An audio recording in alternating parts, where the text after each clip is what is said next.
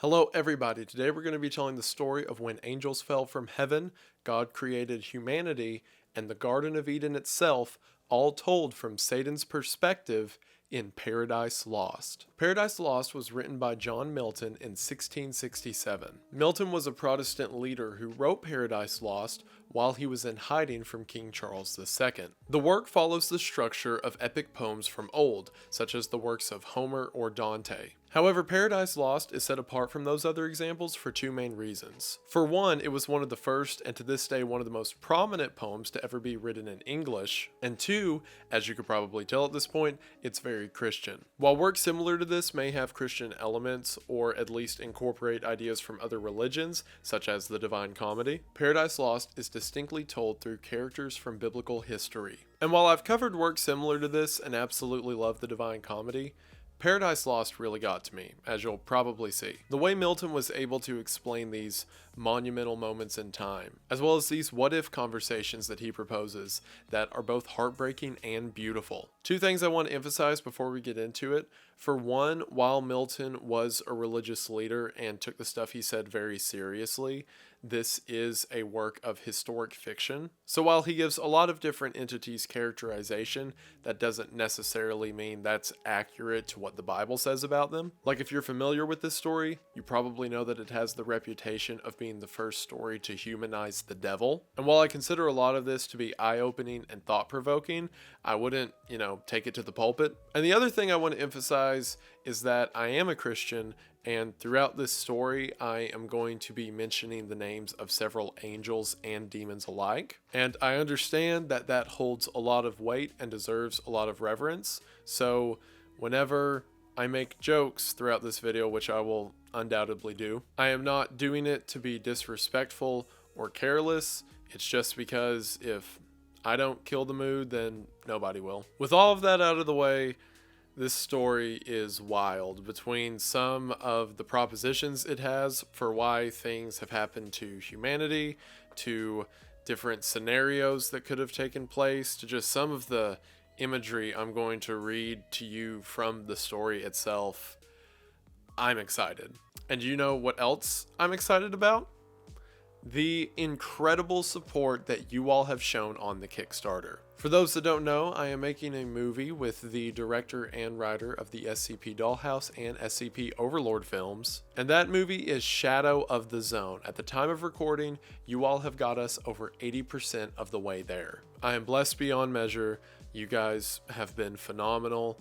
To see the support on a project that I have so much heart for, and to see you all back it directly, I can't tell you what that means to me. Thank you for everything. We're almost there, and if you're interested in seeing what we're all about or getting in on some of these cool rewards that you can get for backing the project, I will leave a link to my video explaining it as well as the Kickstarter itself in the description below. But really, you guys have been phenomenal. Thank you so much for the support that we've been getting, and thank you for the support that you all are continuing to give. And speaking of, do you know what else is a kind of support? That's right, the support and entertainment that you can get thanks to today's sponsor, Skillshare. If you like watching random guys in weird shirts tell you about obscure topics, then while you're doing it, why not learn something that's actually useful? Skillshare is an online learning community with thousands of classes spread across more than 150 countries. It's a fantastic place where you can get inspired, learn new skills, and then put those skills to use. For example, if you're a longtime viewer of this channel, then you've probably realized that the camera quality is, hopefully, a vast improvement from the iPhone I used to use. Well, the way I learned to use this camera is I hopped on Skillshare, typed in the name of the camera I'm using, and I found an entire course by Ben Rowlands where he went over the entire camera in detail and told me everything I'd ever need to know. And thanks to Ben and Skillshare, my quality while using the same camera went from this to this. And if you're like me and have an interest in horror and writing horror, which if you clicked on this video is hopefully correct, or if you're interested in starting or figuring out the fundamentals of a YouTube channel, Skillshare is the perfect place to learn. Skillshare is also entirely ad-free, meaning you're never taken out of the zone whenever you're trying to learn. Every week there are new premium classes being launched, meaning a new skill is always right around the corner. And now, Skillshare's entire catalog is available with subtitles in Spanish, French, Portuguese, and German. So if you want to improve your business, your technical skills, your creative skills, or anything in between, Skillshare's the place for you. And right now, thanks to Skillshare, the first 1,000 people who go to the link in the description will be able to try Skillshare for 1 month free. That is right, the first 1,000 people who go to that link in the description will be able to begin growing new skills and learning more about their favorite topics for free. So if you're like me and looking to improve your camera capabilities or grow on YouTube or anything else you like, then join for free today. Thank you all so much for watching the ad. Thank you so much to Skillshare for sponsoring the video. It really does mean the most.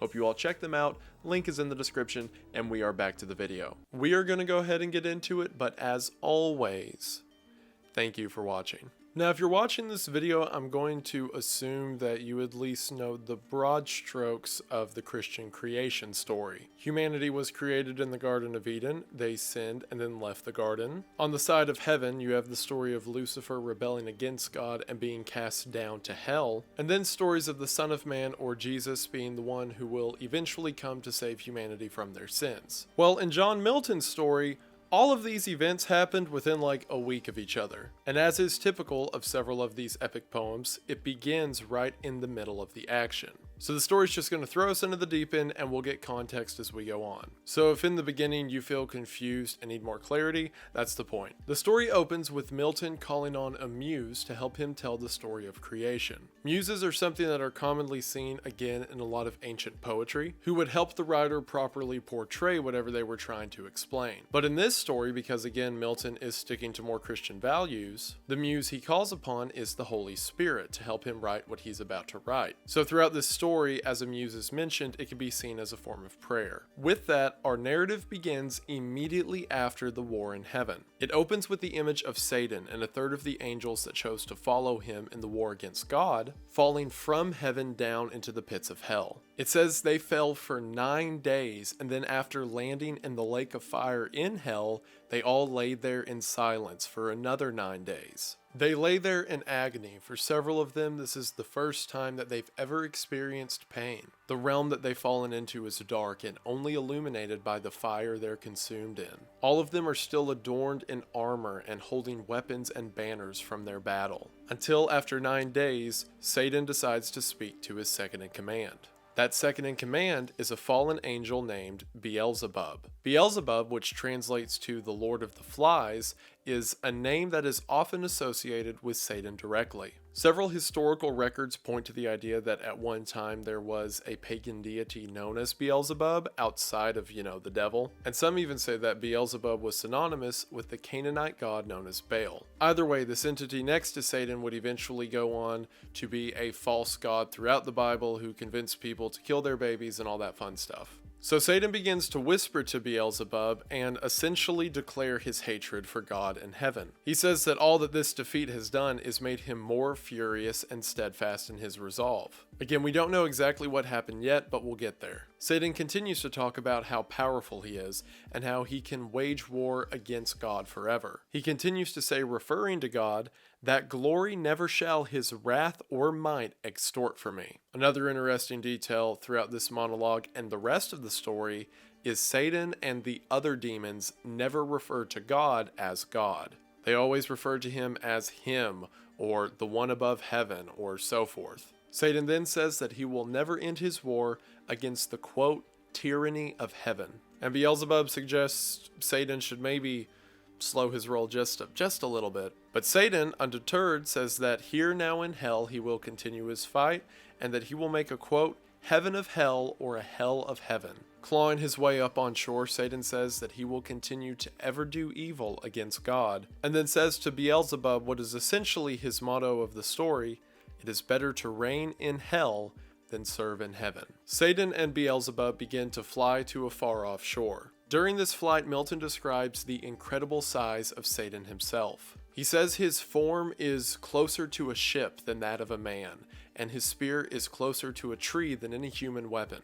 Throughout the story, we'll see the characters transform a lot, but in their more natural form, they're more akin to a mountain than a person. Once they get to shore, Satan tells the army to follow him over. This army that follows him to shore consists of millions of fallen angels. Again, a third of all the armies of heaven. It says the leaders of this army have had their names removed from heaven, and while their holy names have been forgotten, they will one day be given names by humanity. Among these soldiers are fallen angels who will one day be known as Moloch, Belial, Ashtaroth, Dagon, Azazel, and Mammon. All of these names are either associated with demons who in the Old Testament appeared to humanity as gods and made them do evil, to famous demons who would wage war against the church and God himself, as well as several names that are mentioned that are either the princes of hell or predominantly feature in a lot of biblical tradition as the heads of certain sins, such as the 7 deadly sins. And reading this part, I was over the moon. Like, for me being a weird biblical nerd, like the way I am, I approached this story the way it had been described to me online, like, okay, we're gonna read a Sad Boy Satan fanfic, woohoo. But when I got to the part about the armies of defeated hell crawling out of the fire to shore, and all of the names that are mentioned are these demonic entities that either occur in the Bible or in oral history at some point, I was ecstatic. This was the insanity I was hoping for. It says, as they crawl out, they all pick up their broken spears and their fallen banners of battle. Seeing the side of their defeat, it says that Satan almost feels bad for making everyone go through this. Keyword being almost, as he won't do anything about it, he just more so resents the situation. With Satan's army gathered on the shores of hell, that's a great phrase anyway, they begin to plan their next move. Some suggest that they should fly up right now and keep fighting. Others say they should take their time. But at the moment, Satan decides that they need a sort of palace, because of course he does. So all of the army starts to dig, and they begin to find precious metals like gold. During this time, Mammon, one of the army's leaders, goes around encouraging them to find all the gold that they can. Mammon is a demonic figure associated with greed. And in Milton's characterization of him in the story, he says that while Mammon was an angel in heaven, he was always looking down at the roads paved with gold. It's interesting, you always hear these names of demonic or satanic entities and just always assume they were that way. But if you follow the biblical belief that is followed by most Christians, at one point they had to be angels. So Milton's characterization of them as such is pretty interesting. So with their gold and metals, they build a giant palace across the landscape of hell, a palace known as Pandemonium. So while I was reading this, I was like, oh cool, he named the palace after the word for chaos, right? No, it turns out the word pandemonium comes from Paradise Lost. It translates to all demons in Greek. So Milton named this palace of the demons all demons. And then from this story, the word pandemonium was born. This palace or temple that they built for themselves is massive. It contains millions of fallen angels. And I don't mention the artwork I use in these videos a whole lot. Like for the Divine Comedy, I just use Gustave Doré because I love his stuff. And I'm doing the same here, but I have to mention, some of the artwork for Pandemonium is some of the coolest artwork I've ever seen. These miraculous structures that are highlighted by the flames of hell around them, almost to point out the absurdity and uselessness of their construction. It's just beautiful storytelling through imagery. And speaking of imagery, as soon as Pandemonium's completed, Satan enters inside with the demons and they all sit atop golden thrones. So now gathered here in the pits of hell in an altar to themselves, they begin to plan their next move. Satan leads the conversation, saying that heaven is not lost and surely they have some way to fight back. The first one to speak is Moloch. Moloch is described as a brute and one of the fiercest warriors of, well, it used to be heaven, but now it's hell. Moloch is full bore. They immediately have to fight back. He wants war and vengeance now. It's not really explained a lot throughout the story, but the concept of annihilation is mentioned, and it's described as being something that God himself has to do directly to a living thing. And it's kind of vaguely hinted at being a ceasing of consciousness. So like a non-afterlife or renewing form of death. And Moloch says it would be better to face annihilation than to just sit here in hell. Belial, another infamous demonic entity, tells Moloch that he should maybe slow his roll a little bit, because as Belial says, they all got beat pretty bad, and it would probably be a bad idea to just try the same thing over again. And then proceeds to tell everyone that they should count their losses because at least they're still, existent. Mammon then proposes a third option. He says that heaven is totally overrated and they probably can't go back to it now anyway. So why not continue to build up hell itself, and then they could make an empire that could rival heaven.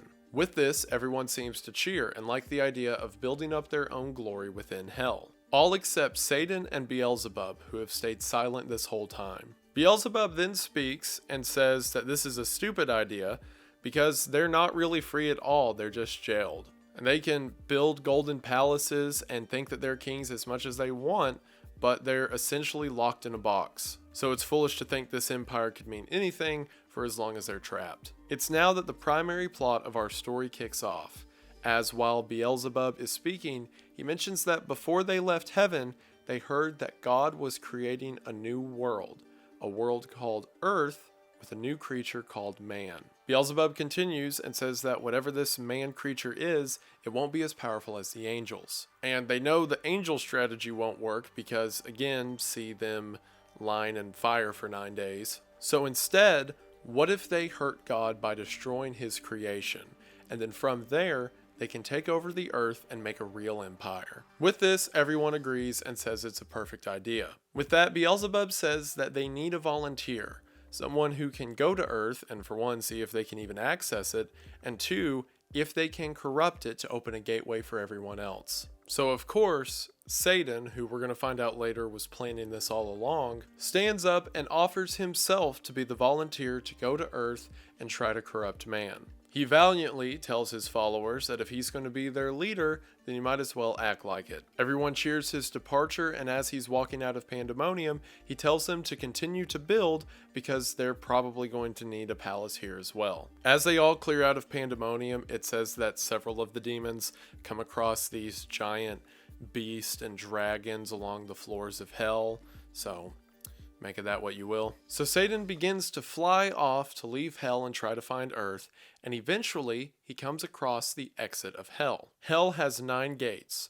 3 of brass, 3 of iron, and 3 of rock. The very construction of these gates is a blasphemy of the gates of heaven. When Satan gets to the gate of hell, there are 2 figures guarding it. One of them is a figure whose top half resembles a beautiful woman, but her lower half is like a dragon snake thing. And then it says around her waist are these violent biting dogs, similar to Cerberus. And I don't know, after reading it a few times, if the dogs are like walking around her or if they're physically inside her. I think it's both. And the other figure guarding the gate is only described as a large, horrible, shadowy shape. It's a massive dark figure made of void that whenever it steps, the ground around it trembles. Satan asks to pass through the gate, and the shadow figure says that he needs to learn his place and suffer in hell like he's supposed to. Satan, who at this point is very much over any tomfoolery, says that he doesn't have time for it and they should just let him through the gate. However, during the argument that ensues, both of the figures refer to Satan as Father. This catches Satan off guard, and he asks them to clarify at why they're calling him Dad. The Medusa figure says that her name is Sin, and that she was conceived at the moment that Satan considered to rebel against God while in heaven. That rebellion of Satan being the universe's first sin, and this figure is the embodiment of it. That's why she appears the way she does. Much like sin, at first it seems as a beautiful, attractive entity, but whenever you view the whole of it, you realize it's just death and destruction. And speaking of death and destruction, Sin says that while she was in heaven, again after Satan had created her, her presence began to tempt the other angels, who would then convert to Satan's side. This continued buildup of sin caused her to give birth to a new entity, that entity being the shadow figure on the other side of the gate, known as Death. So through Satan's original pride and thoughts of overthrowing God, he created sin. And through sin's prevalence throughout heaven, sin created death. There's a lot of mockery presented between what Satan does and what God does. We'll see scenes in heaven later that involve God and Jesus, but we're already seeing the groundwork of that dynamic. Satan offers to be the heroic sacrifice to go to earth so that everyone can have what they want. Again, a parallel to God in Christ. He now stands here with sin and death, both his creations, as an unholy trinity, and even the setup of having this grand throne room and palace in hell. Everything that Satan does seems to be a sort of mirror image of what he knows to be power and glory. However, it's his motives and application that we'll see throughout the story that separate him from the sinless grace or power of God. Sin continues her story and says that whenever the angels fell from heaven, sin and death were cast out as well. And as they were cast out, sin was given the keys to the gates of hell and told to never open it. You're probably asking yourself, why did God or the angels give sin the keys to hell?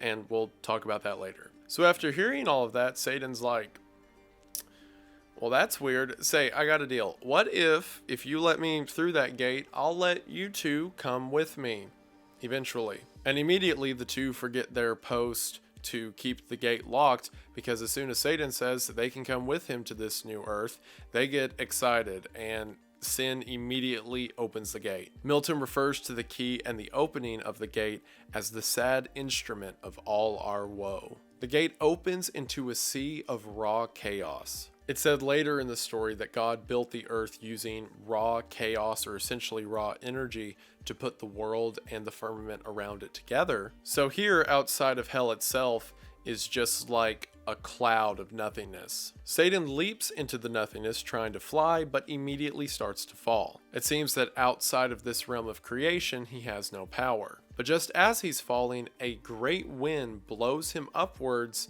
and he continues to glide through empty space of chaos by random winds. Why did sin have the key to the gate? How is Satan conveniently getting to earth? Hypothetical questions that I may or may not answer. We'll find out. As he's getting blown around, Satan comes to a giant figure made of this dark energy that identifies himself as chaos itself. Satan offers him the same deal. He's like, hey, if you tell me where Earth is, you can come with me. And Chaos is like, oh, it's that way.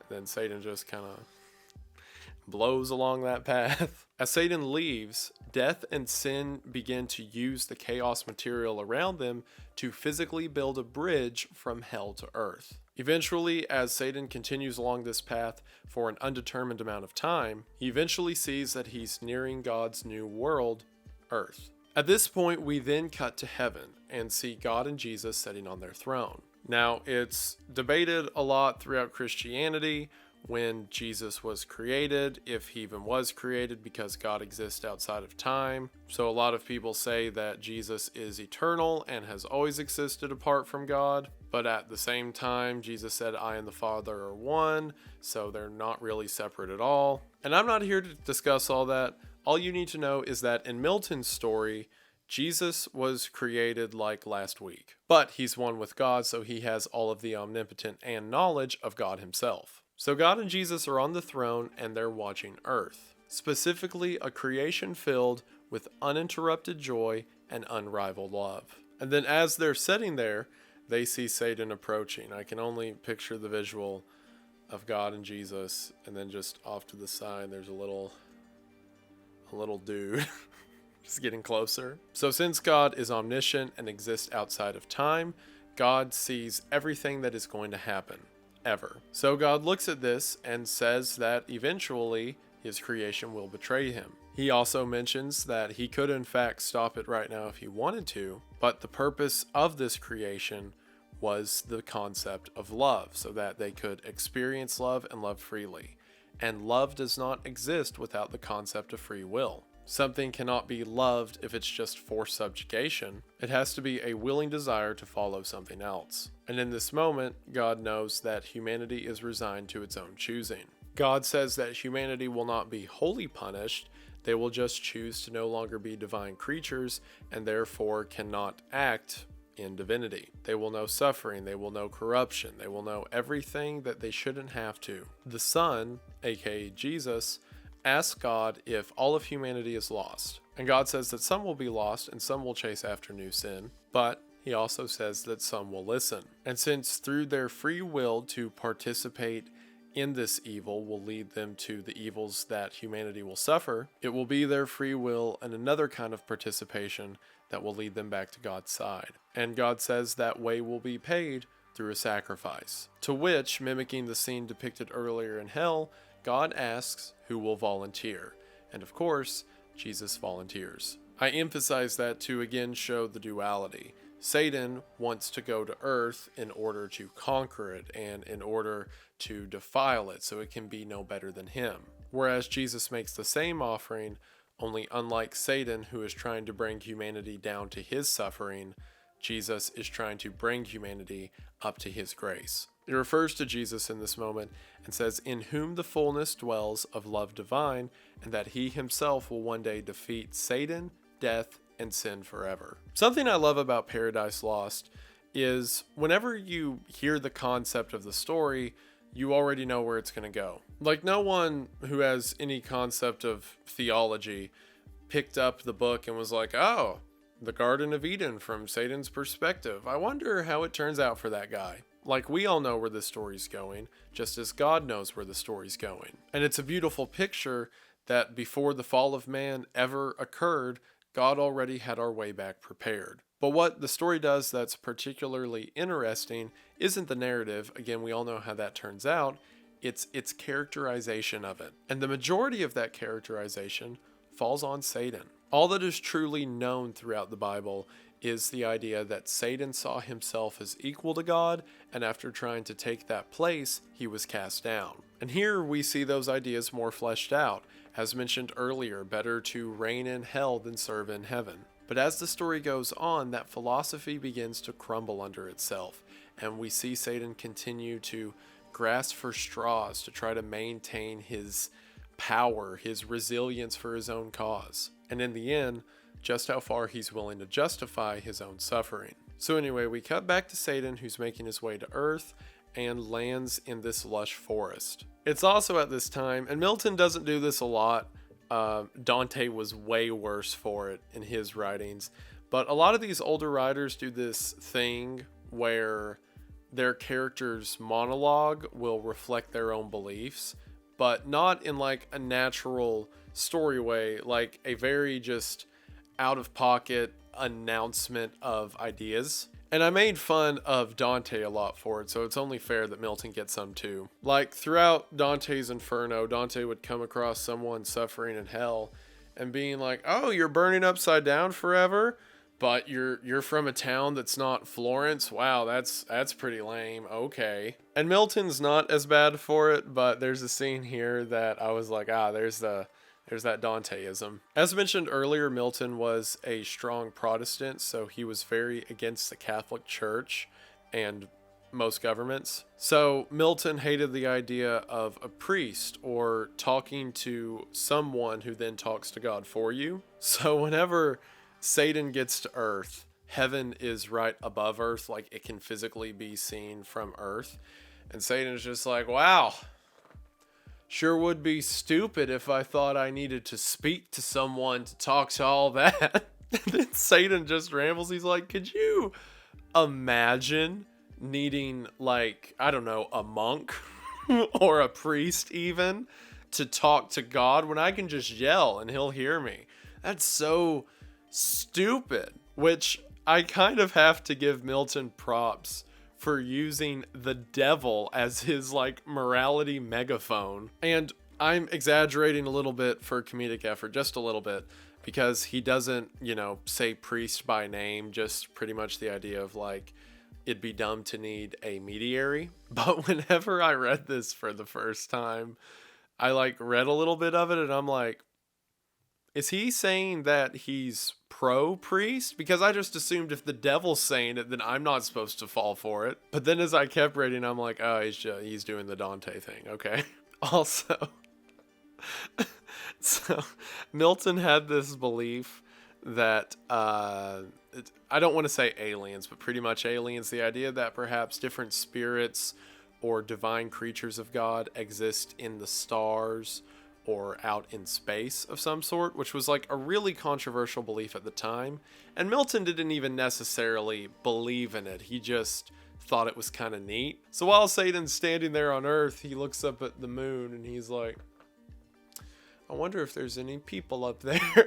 So Satan continues walking and eventually comes to this opulent gate made of gold and diamond. Just on the other side of the gate, he sees a staircase which is identified as Jacob's ladder. One of the characters of the Old Testament, Jacob, had a vision of a ladder going up to heaven where he saw angels going up and down it. In the story, this is symbolic of the gateway that the angels take from heaven to earth. Satan jumps over the gate, and it's described as the way a wolf would leap over a gate, or perhaps a paid clergyman in a church.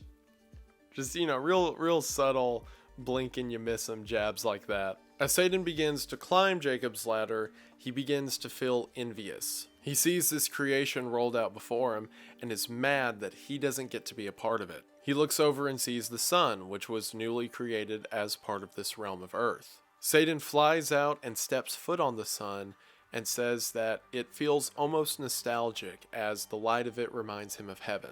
And he reminisces that as he'll likely never be allowed to step foot in heaven again, this is the closest he's going to get. As he's standing on the sun, he looks down at earth and sees an angel sitting on top of a hill. He recognizes this angel on the hill as Uriel, one of heaven's guards. He assumes that if God's creation of man is on earth, then Uriel must be guarding it. So in order to approach Uriel, Satan disguises himself as a cherub. And I'm sorry, this isn't one of the crazy six-winged cherubs. We'll see some of those later. This is described as an infant cherub, so it's more in line with like the Renaissance art that was popular at the time. So you can think that Satan transformed in a little innocent baby angel. So Satan, as a cherub, approaches Uriel and says that he wants to go into God's creation so that he can better understand God and give him praises and nothing devious. And this works because, as the story notes, the angels have never known any kind of contempt or guile or deceit outside of what Satan did. So the concept of Satan appearing as another angel would never even cross their mind. So Uriel just lets the cherub on through. As Satan begins to fly into what is now the Garden of Eden, he is overcome with the beauty of it. As he's flying, he begins to become emotional and feel that he messed everything up. He begins to think if his rebellion was ever even worth it. While thinking of God, he says, with his good upbraided none, nor was his service hard. Essentially, why did I ever even need to do that in the first place? If it wasn't for that action, I could be like Uriel and be a part of this beauty. As a matter of fact, Satan feels so much sorrow in this moment that he feels unworthy and guilty to be in Eden in the first place. And perhaps most tragic of all, Satan assumed that the misery and despondence he was feeling was because he was in hell earlier in the story. But now here, surrounded by all this beauty, the misery hasn't gone away. He says, "Which way I fly is hell, myself is hell." Until his rebellion, he had never known grief or sorrow or shame or anything of the like. So here, over Eden, Satan asks himself, should I ask for forgiveness? Keep in mind, this story was written in the 1600s.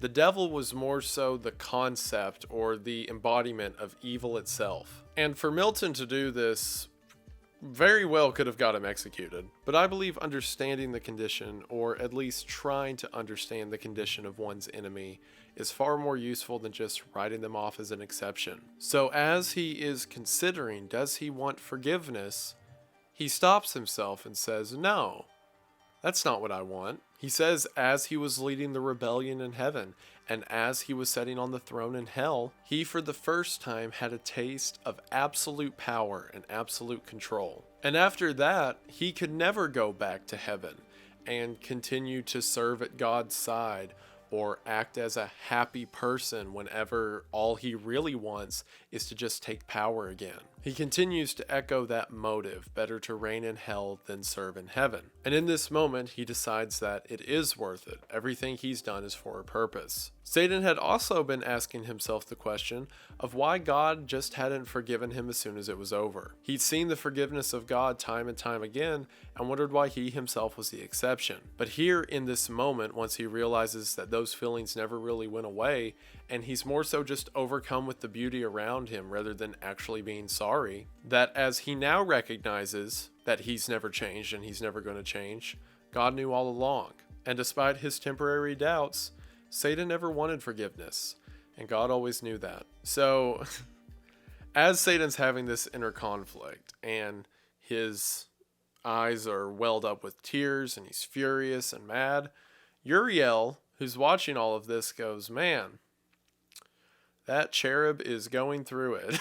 Because again, Satan's still in the form of a cherub, and all of these expressions are, very visible. And it's during that moment, because a divine cherub that doesn't know grief or pain would never make half of the expressions that guy made, Uriel figures this must have been a trick. More specifically, it must be one of the fallen angels, because, there's not many contenders for evil shape-shifting cherubs. So Uriel, who's too far from Satan to catch up, decides to go get help. So Satan then comes to these beautiful trees in the center of paradise. He transforms himself into the visage of a bird and flies on top of the tallest tree in the garden, the tree of life. Immediately next to this tree of life is the tree of knowledge. As Satan sits on top of the tree, he sees this infinite peace around him, a peace that he's overcome with, realizing he'll never experience it again. And as Satan is up here surveying creation, he sees two creatures coming by,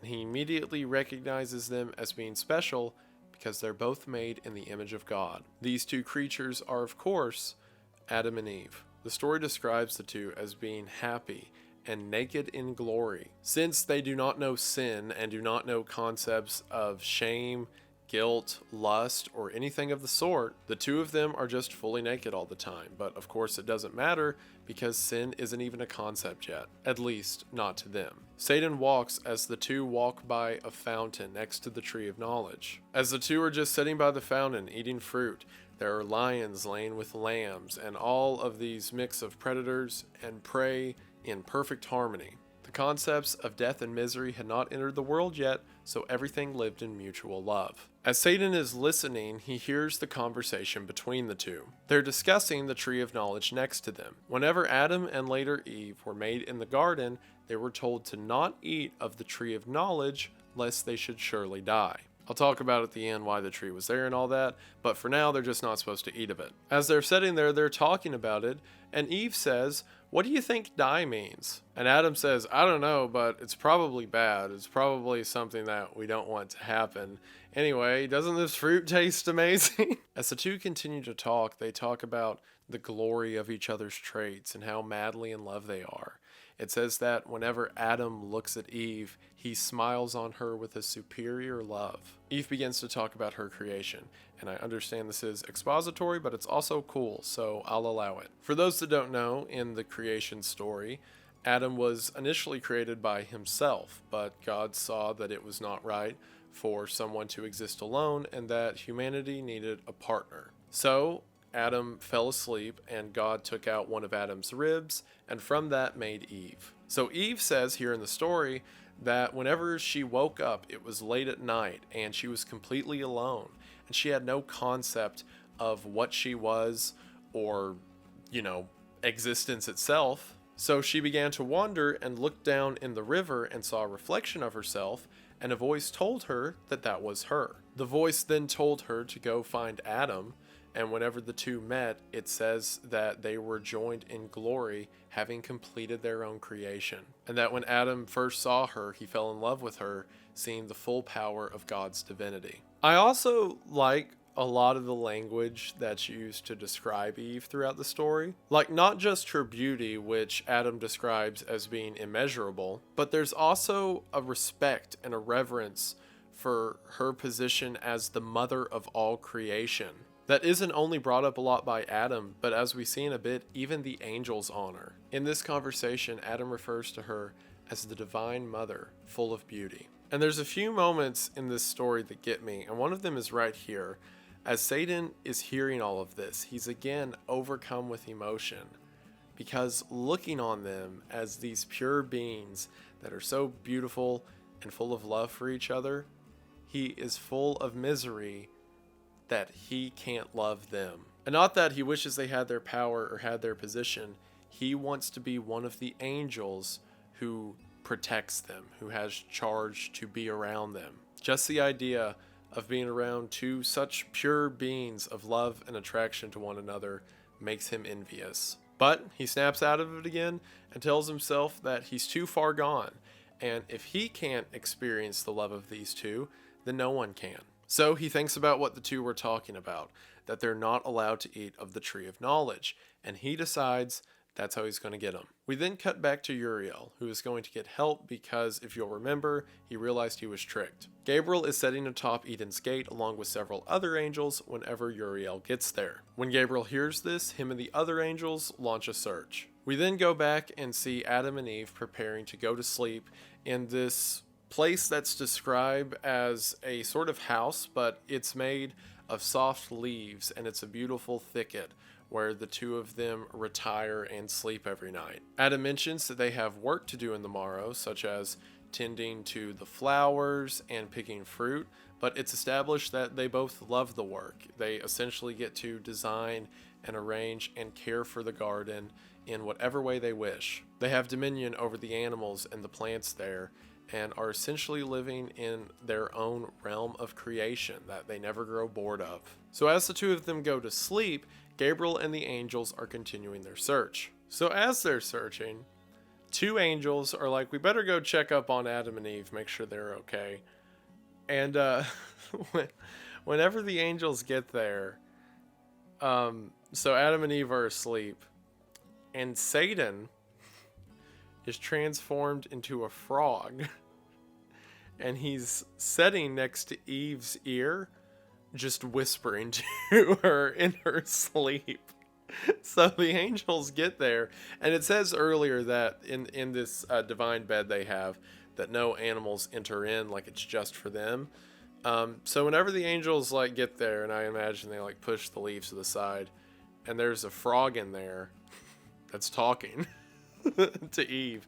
One of the angels, it says they hit him with the spear, and he transforms back into Satan. So the two angels take Satan out so they don't bother Adam and Eve's beauty sleep. And the angels ask this fallen angel who he is. Satan mocks them, saying, I was the one who led the armies against you and waged the war in heaven. You two are just stupid if you don't recognize me. And the two angels say that the reason they didn't recognize him is because the hate and turmoil have taken so much away from his heavenly power that he's unrecognizable from the angel they knew. Satan's a little taken aback by this and quickly swallows his worry before saying he wants to see Gabriel. Gabriel immediately recognizes Satan and is not happy to see him. He asks Satan what he's doing here among God's new creation. Satan initially feigns ignorance. He just says, oh, well, hell was lame. It like hurt and it was hot and I didn't want to be there anymore. So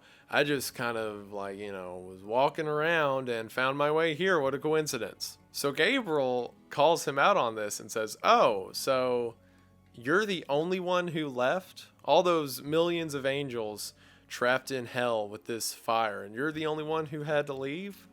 I guess you're just pretty weak then. And with that, Satan just snaps. As soon as his pride's hurt, he can't take it, and he rebuttals Gabriel by saying how disgraceful it is to look at one who is actually willing to take up for freedom and actually willing to fight for what he believed in, and essentially calls Gabriel just a loser who follows orders. Gabriel responds by saying that Satan was one of the chief looked upon angels in all of heaven, and that everything was in perfect order, everyone was happy, it was perfect joy until he came along.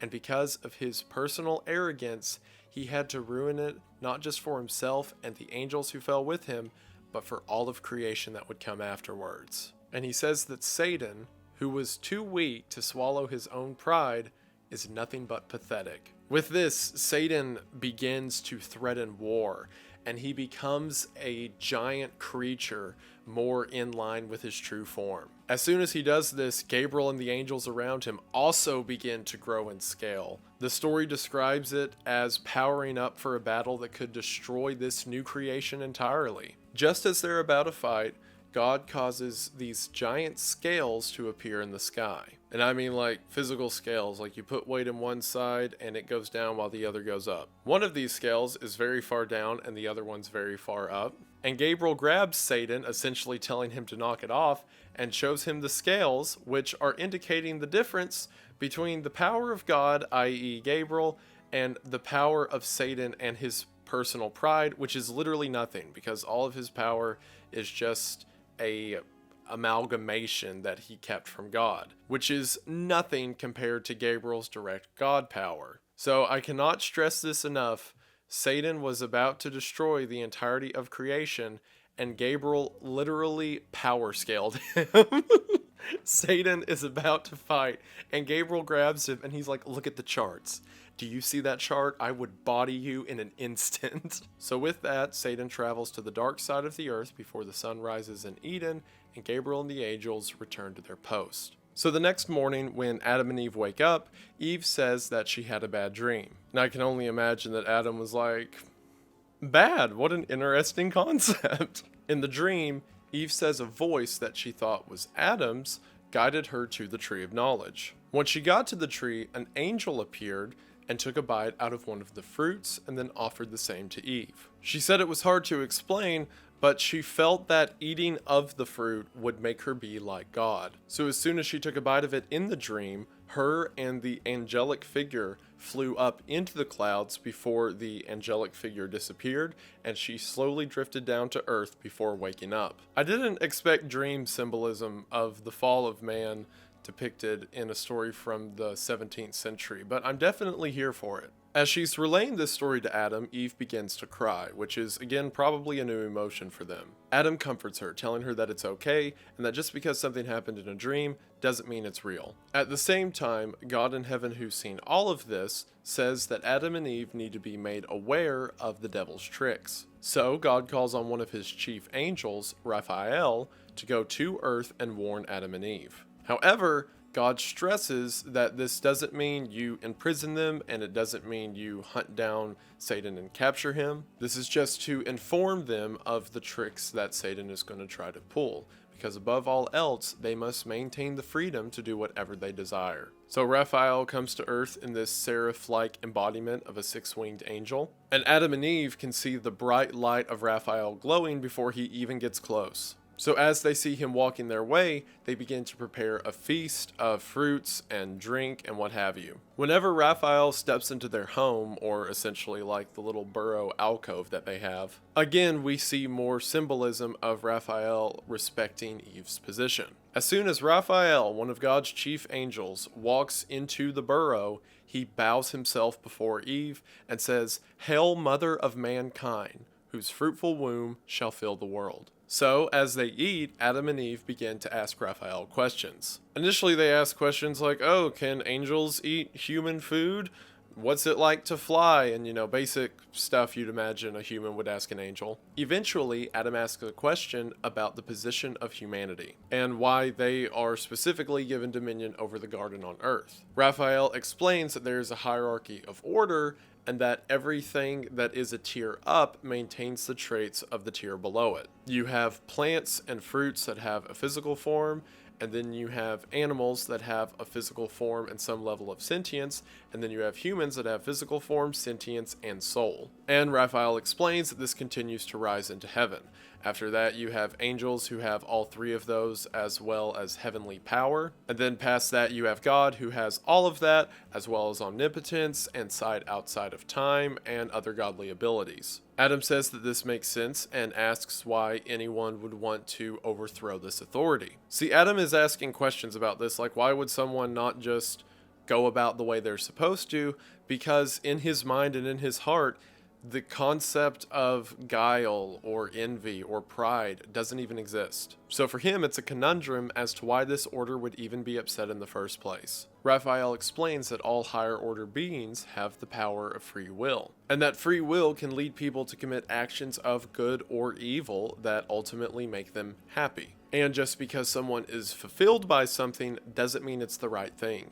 As an example, Raphael mentions the fallen angels, because as we understand, just because Satan wanted to overthrow God doesn't mean that he should, do that. Adam asked Raphael if he can explain the history of why the angels fell, and Raphael agrees. So we finally get the story of why Satan rebelled and of the war in heaven. Raphael said that before the earth was created, God in heaven gathered all the angels together for a great announcement. His announcement was that there is now a new creation, an extension of himself directly, and that this creation was God's son, or at least a son in the closest way humans could consider it. Again, most people believe the son always existed, but we're sticking to the poem. Furthermore, God said that this son has all of the powers and is an extension of God himself and should be treated as such, and that one day this son would create a realm of paradise for new creatures to enjoy. At the announcement of this, all of heaven was joyous and blew trumpets and had celebrations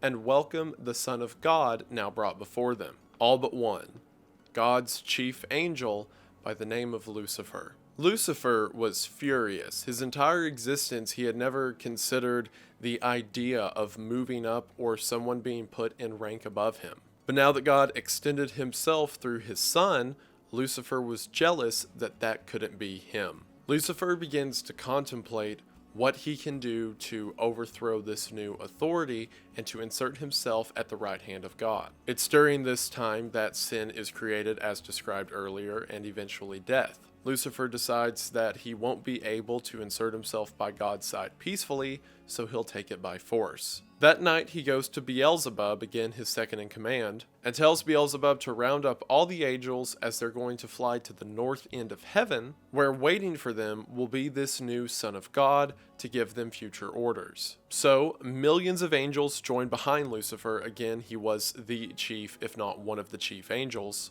And Lucifer goes to the north end of heaven with a third of the angels following him. Now during this time, Lucifer thinks that he's being sneaky, or he's going to trick God. But as we understand, God sees all, and he sees this happening in the current moment. He knows exactly what's going to come of this, but he allows free will to carry itself out. So as soon as they get to the north end of heaven, Lucifer constructs a throne out of diamond and gold. He asks all the angels around them, have they ever considered what could happen if they tried to reign themselves? He asks the angels to consider their own power and think about what could happen if all of them united. They could essentially accomplish anything. And above all else, think of all they could create and control if they had the throne of God. And again, while not exactly subtle, it is certainly effective.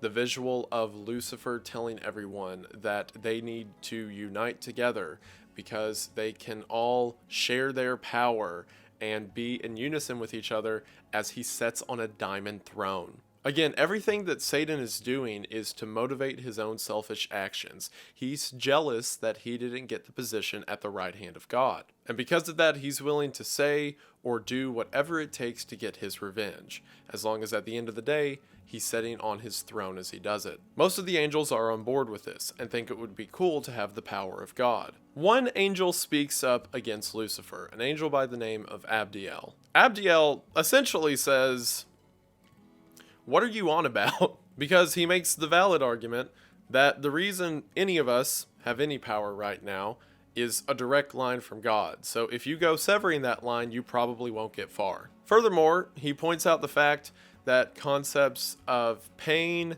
and misery and, dying are literally just concepts. They don't exist yet. So Abdiel, sensing that there's some underlying motive for Lucifer's sudden change of heart and want of revolution, asks Lucifer why he would go against a perfect being that created him. Lucifer cannot answer this question, so he diverts. He asked Abdiel, "Oh, so do you remember being created?" And according to the story, God just snapped and the angels were created. So there was no creation process or first consciousness, they simply just were. So Lucifer says, "I don't remember being created. Do you remember when you were created? What about you?" And no one can remember when they were created.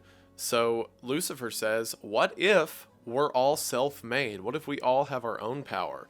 And what if that guy over there on the throne is no different from the rest of us? But just because he has that big seat, we all think he should be in charge. Again, Satan is saying this while sitting in a big seat thinking he should be in charge. Lucifer says that this incredible power each of them have is within them and their own creation. So why not use that power to take the throne? With this, all the angels begin to cheer and ridicule Abdiel as Abdiel gets up and flies to God's throne. Something that's interesting about this story is with the characterization of Satan, his spoken motive is constantly changing. His true motive has always been the same.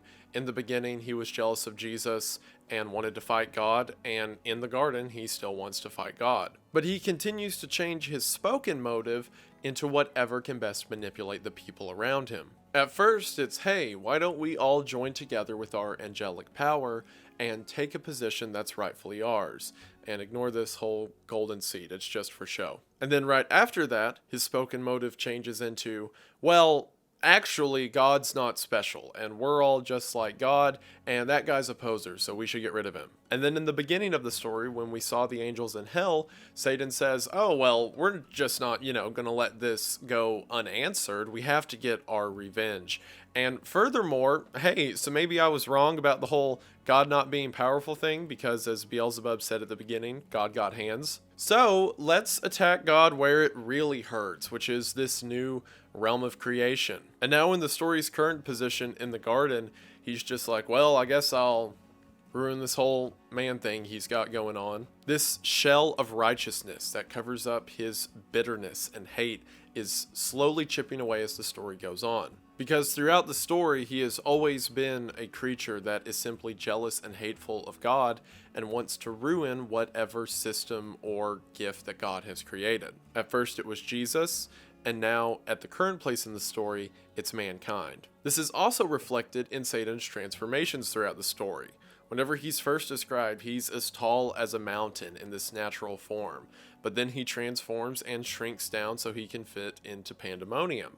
But then after that, he transforms into a small little cherub, much less powerful than the form he was just at, and then he becomes a bird, and then he becomes a frog, and then finally he'll become a serpent. The iconography of these transformations continues to scale down until he's boiled down to what he really is, a deceitful creature that crawls about on its belly. The visage of his verbal stance erodes in hand with the visage of his physical stance. Another interesting detail about this scene in heaven when Abdiel flies off is that Satan is using the same manipulation tactics. For those that know where the story of Eden ends up, for one, it's not the best. But in the Bible, it says that the way the serpent tricks Eve into eating the fruit is by saying that the tree of knowledge is simply that, a resource of knowledge. And if Eve eats of it, she'll be like God. For one, that's the same prideful temptation that led Satan to commit his own atrocity. But two, it's a gap in Eve's understanding, as she doesn't know what this knowledge may be.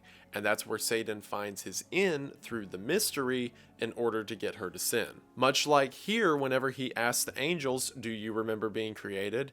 He uses that to fill in the gaps and pose themselves as equal creatures to God. Through ignorance, Satan can manipulate his subjects' understanding. Furthermore, the idea that Satan tricks people or gets them to sin by convincing them that they are more powerful than they really are, or convincing them that the only thing they need to succeed is their self, is something that is seen throughout the entirety of the Bible. So it's interesting to imagine that his first manipulation was in the same manner, of causing people to look inward rather than outward. So that was a lot of weird analysis, I know, but I can't help myself. Abdiel flies to God's throne, and when he gets there, he sees that God is already preparing. Because, God can see all. He doesn't need Abdiel to come tell him that, but it's cool that he still did. God praises Abdiel from resisting the temptation and flying back to his side. And in the meantime, the chief leader of the army of angels, Michael, along with his second in command, Gabriel, are gathering their armies to fight the armies of Lucifer. As Lucifer is beginning to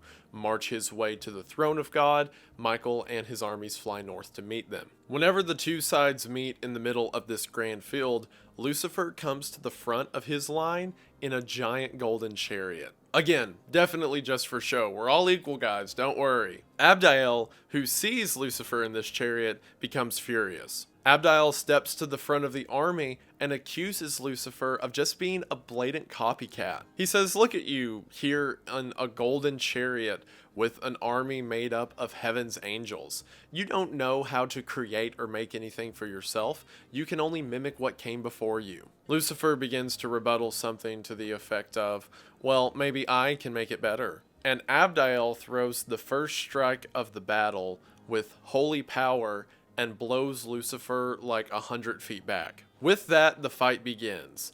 And it's not really mentioned that they're using stuff like swords, instead they're just using their heavenly abilities. The story describes it as being all elements that could ever be imagined, being hurled back and forth at each other, with earthquakes and thunder. As they fight, the angels continue to assume their true form as these massive mountains of creatures that are attacking each other with raw energy. Now, nothing can die. As mentioned earlier, angels can only die through God's annihilation. So instead, the battle is described as tiring each other out to the point to where one is pinned and can't move or worn out and can't move. Essentially just a fight to subdue each other. There's also the mention that during the fight, God, who's watching all of this, lessens their power so that the fight doesn't destroy heaven. And it points out the futility and absurdity of Satan's argument. He's like, oh, well, we can go fight God. And as God's watching Satan fight the others,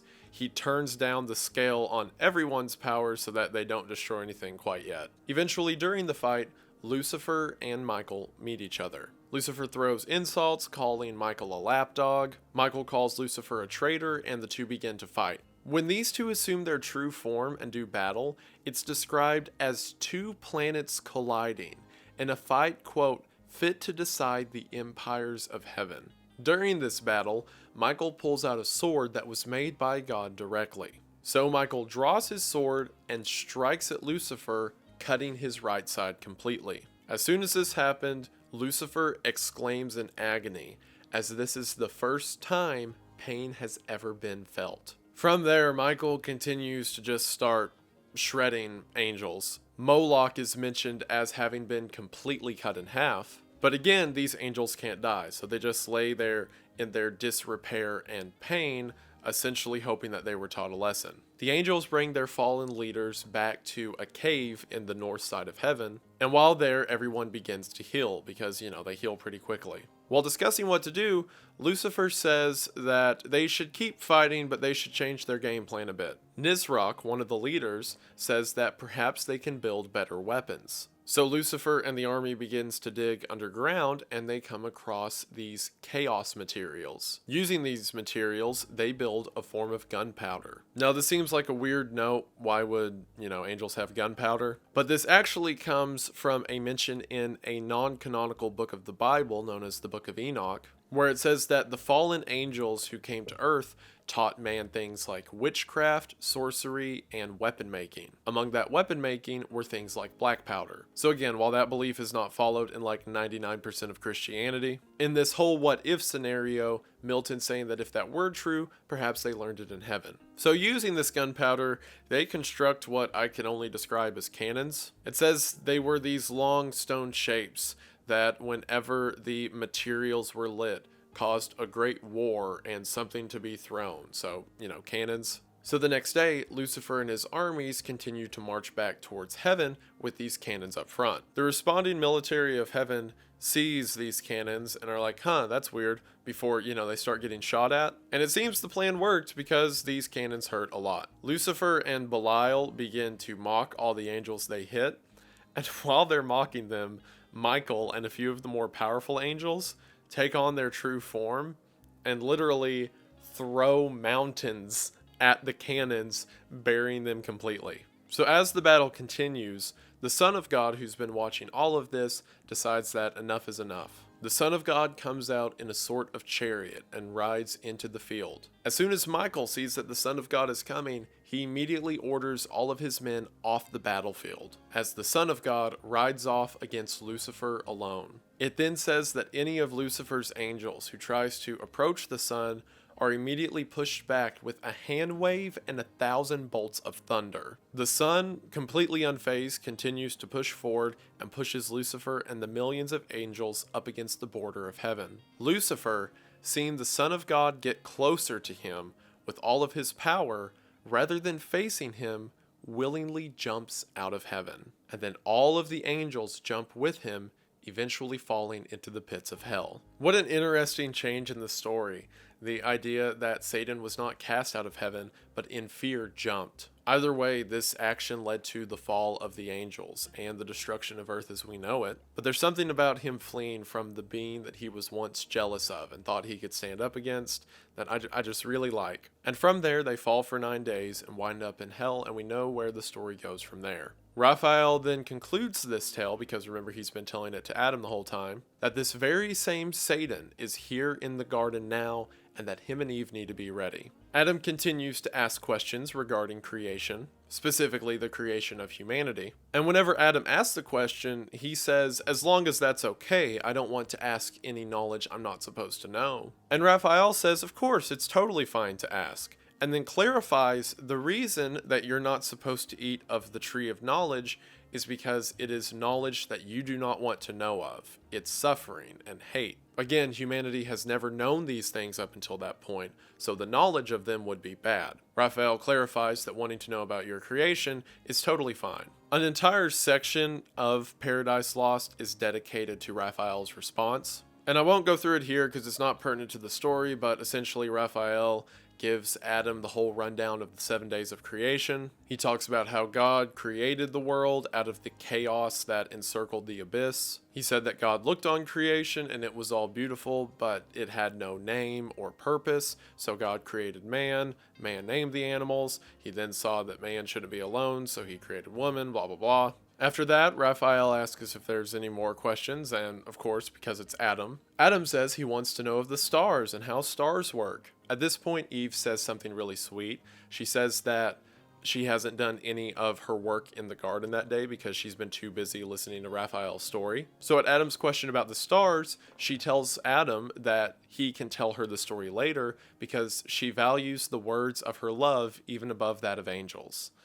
Aw, that'll come back to be not a good thing in a little bit, but I'm savoring it for now. So that convo goes on for a bit. Raphael says if he told Adam everything, it would melt his brain, blah, blah, blah. And then Adam describes his first moments of consciousness to Raphael. These are the broad strokes that we already know.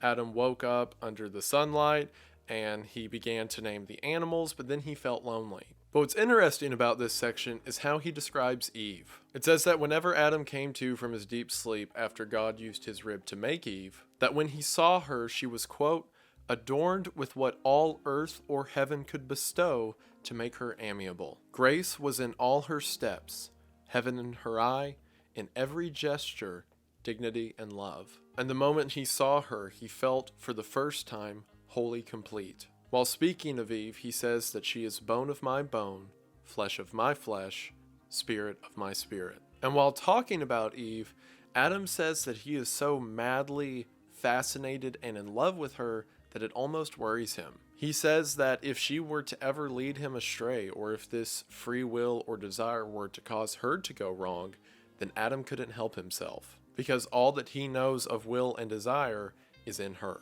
Raphael says maybe don't do that. While they're made to love each other and it's definitely seen as a good thing, that love isn't a justification to do wrong. Again, foreshadowing. There's also several moments of intimacy between Adam and Eve throughout the story, and Adam begins to just start describing it to Raphael and then ask, so do angels do anything like that? And Raphael is described as visibly blushing. And Raphael says that angels express love, but they're more divine beings and don't need to be physical to do it. And then at that awkward question, Raphael's like, well, look at the time, I gotta go. Before Raphael leaves, he tells Adam to remember that while free will is good and love is good, it should not justify evil. God and divinity is your compass. So if free will and love follow you closer to that compass, then that's great.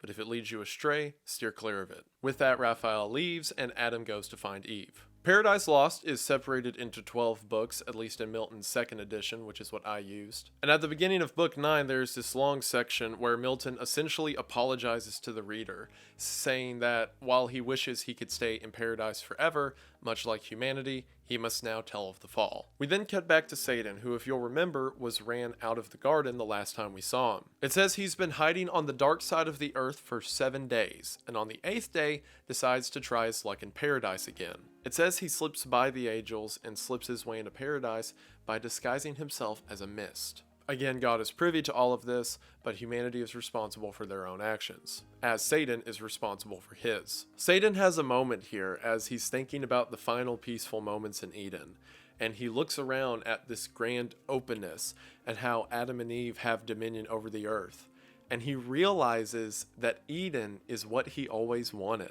He wants power, he wants authority over others, and even though he was the highest angel in God's rank, that still wasn't good enough. So he looks at Adam and Eve and the dominion that they have over the planet and says that if I can't have it, then they can't either. He considers what animal to become and eventually decides on the form of a serpent. He believes that he can use the subtlety and beauty of the serpent in order to get what he wants. He's now fully invested in the idea of destroying what God made and making it a part of hell's conquest. So the archangel has now taken on the form of a serpent. And at the same time of this bitter nature that rises up in him, the figure who once commanded legions, saying that they need to defeat God because it's what true justice is now saying that he'll simply destroy paradise because he's not allowed to have it. It's a degeneracy of character, just as his form degenerated from an archangel to that of a snake. So the next day, Adam and Eve are about to go out to the garden, and Adam suggests that they should stay with each other because of the whole, Raphael Satan story. But Eve disagrees with this, saying that they should split up so they can get more work done. Eve says, well, we can't be hurt or die, so what can this Satan guy do to us? Furthermore, she says it would be honorable if Adam or Eve were to defeat Satan or resist him by themselves. She then mentions that besides, he'll probably go for Adam anyway. They kind of get into a bit of a fight over this, and eventually Adam relents. See, they hear these stories of this terrible entity who fought wars against heaven and expect him to come with a label of what he is and with hate and war. What they are not expecting is an agent of deception and desire. So as they go off apart from each other, Eve is walking as Satan sees her. As he approaches her, disguised as a serpent, he positions his body upright. As the serpent approaches her, he begins to speak and praise the glory of the Queen of Humanity. Eve is taken aback by this and says that to her knowledge, her and Adam were the only two who could talk. And with that, the flattery now moves into trickery. The serpent says that he was just a normal snake, crawling around on the ground until he came across a beautiful smelling fruit. When he ate of the fruit, he was immediately given knowledge of the universe. He says now with this newfound knowledge, he was immediately drawn to Eve, as her form is so perfect and her beauty so divine that he is compelled to worship her. Eve relents a little bit and says that she's not worthy of that much worship, but where's this fruit you're talking about? Satan is wearing at her with the same pride that once tempted him, and still continues to. So the serpent begins to lead Eve to this special fruit. And sure enough, as you probably imagined, the fruit is of the tree of knowledge. The tree that if they are to eat of it, they should surely die. Whenever they get there, Eve sighs and says, oh, this is the tree that I'm not supposed to eat of. The serpent, puzzled, asks, why are you not supposed to eat of this? And Eve says, well, God told Adam and I that if we ever eat of it, we should surely die. The serpent laughs and says, oh, Queen of the universe, you won't die. I mean, I'm just a snake, right? And I ate it, and I'm okay. As a matter of fact, I'm better than okay. I have knowledge, I can speak, I can think of divinity. So if I'm just a snake and I got all of those powers, what will happen to you? He begins to tempt her, saying that you could be as powerful as God. And as a matter of fact, I bet that's why God doesn't want you to have it. God just doesn't want you to have the powers that he does. And even if you don't get those powers, you'll definitely become something special. As a matter of fact, I bet it's a test. I bet this is a test to see if you can stand up against the will of a God to deserve a spot by his side. And besides, even forgetting all of that, is God really going to end his creation for just eating one measly fruit? What kind of God would that be? And while it's easy for us to look at this and think that Eve's being dumb, you have to realize this is a person who has never encountered any form of deception or guile. She is innocence in its purest form. And all it takes is a little suggestion for the will to turn away from what is right and what is just into selfish desire. So then, desiring knowledge and desiring to be like God, we know where this story goes. and Eve eats the fruit. The story says that the second she bites the fruit, quote, "Earth felt the wound, and nature from her seat, sighing through all her works, gave sign of woe." The goodwill and cooperation of all of earth was broken by the jealous and hateful nature of a fallen serpent. So, seeing that his work is done, the serpent slithers away as Eve continues to eat the fruit. After a minute, she sits there and thinks about the concept of death and how she's now willingly invited it in. She then thinks of Adam and what will happen to him. If Adam eats of the fruit, will he ascend to the same godhood that Eve is trying to achieve? And if she's to die from this, does that mean Adam will continue to live forever? Will God make him another Eve? And she says, if I die from this knowledge, I couldn't stand for him to have another Eve. We will share all, even death. With that, Eve bows to the tree of knowledge and then runs to find Adam. And then my favorite scene from the entire story takes place. The story cuts to Adam, who is making a flower wreath for Eve to wear, as he thinks of her as a queen, so he's making her a crown. And as he's making this crown, he looks up and sees Eve standing there, holding the fruit of knowledge outstretched to him. As she's holding the fruit, Eve says that she can feel her mind growing and she's becoming as God. And she tells her love to eat of it so that they can be gods together. Then the story goes, thus Eve, with countenance blithe her story told, but in her cheek distemper flushing glowed. On the other side, Adam, soon as he heard the fatal trespass done by Eve, amazed, astonished, stood and blank, while horror chill ran through his veins and all his joints relaxed. From his slack hand, the garland wreath for Eve down dropped, and all the faded roses shed. Speechless he stood and pale, till thus at length, first to himself, he inward silence broke. So Adam's standing there, and Eve approaches him, and he sees in an instant what has happened. He doesn't even hear what she says about, I'm becoming a god, or we can become as gods. He just sees her holding the fruit and knows what she did. And it says in that moment he just let go, and the wording of the faded roses fell from the wreath. He drops the crown he made from her, and for the first time in all of paradise, the roses are faded. The color is beginning to die out from them, because death has already began to enter the world. And that picture of the last act of unadulterated love being dropped as a fading rose, man.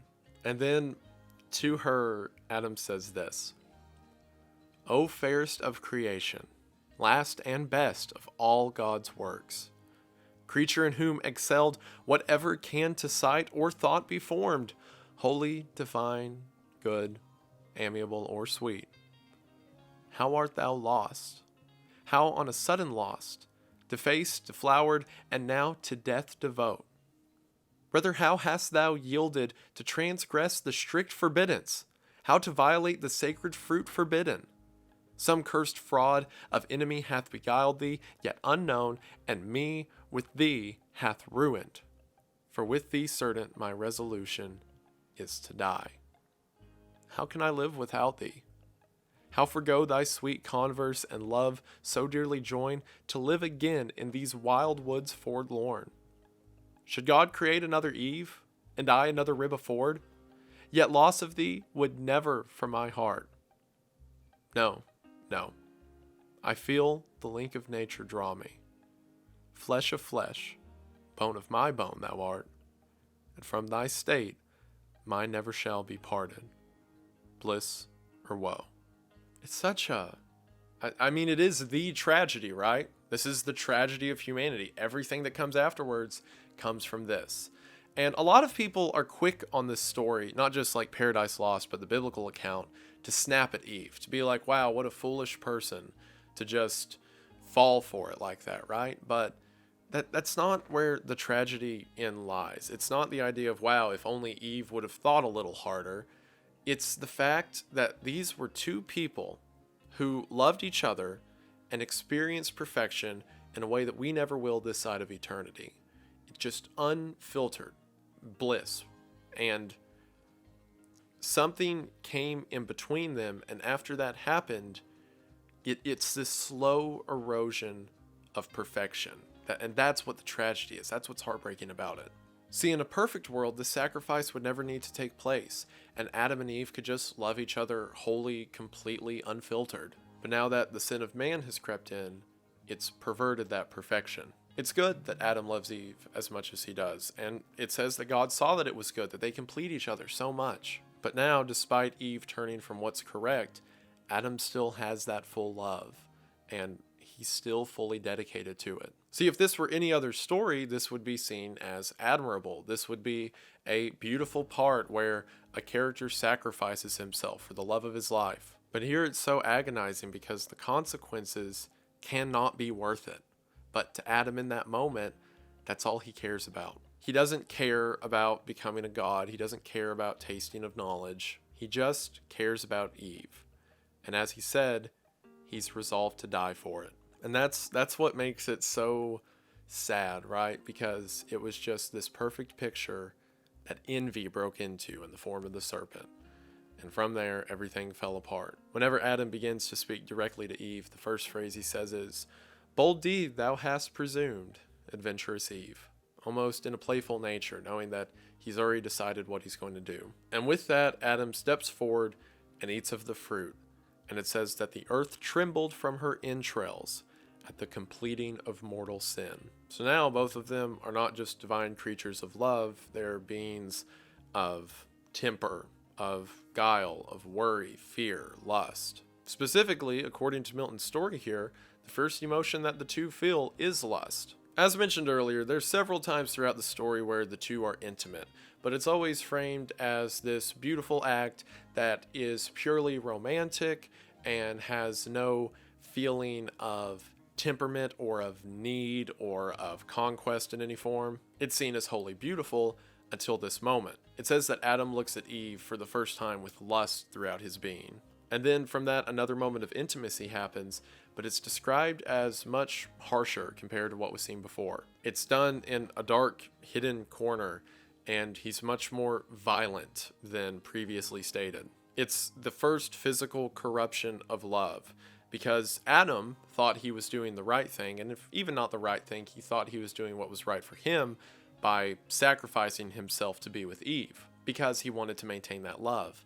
But as we see from that scene, the love itself isn't there anymore. It's already been decayed ever since Eve made her first decision. And part of the tragedy of the fall is that Adam sacrificed himself to chase a ghost. So after that, the two fall asleep, and when they wake up, they're immediately afraid. They wake up with fear of turmoil, of everything that could possibly go wrong. See, God never lied to them. It was a tree of knowledge. And as Raphael said, it's a tree of knowledge that you don't want any part of. But now that they've eaten of it, they're full of chaos, of fear, of guilt, and of shame. So you remember throughout the story, they've been naked this entire time because shame and concepts of that don't even exist. But now, for the first time, they recognize themselves naked.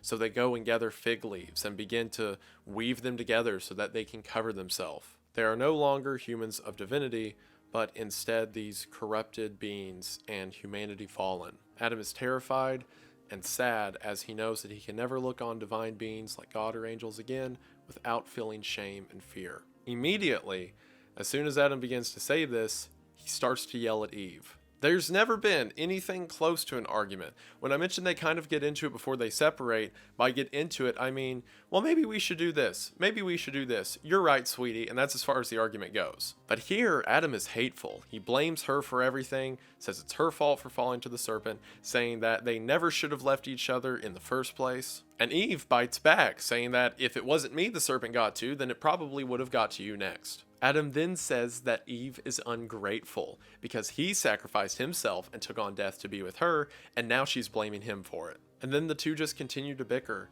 as the section ends by saying, "Thus they in mutual accusation spent the fruitless hours, but neither, self-condemning, and of their vain contest appeared no end." The tragedy of it, like the sorrow, is that the sacrifice of Adam meant nothing. He was like, oh, this love has been lost, so surely if I follow you to death, the love will be there. But it's not that pure, uncontended love that he had before. He's not following her, he's falling to her level. And now they're just both equally hateful. And the story paints the idea that wrong actions, even if done for the right or just reasons, are ultimately fruitless. Back in heaven, the angels are asking how Satan managed to step in. And God in heaven says that he allowed Satan to come in because humanity had the option of what it wanted to follow. See, it's a question throughout a lot of Christian and just, theology in general of why the tree of knowledge was in the garden in the first place. As established, the purpose of humanity, as mentioned in most biblical ideas, and especially in Paradise Lost, is to have a perfect world for these beings of free will who can do whatever they want. But love and freedom are meaningless if there's not choice. At any point, Adam and Eve could leave the garden,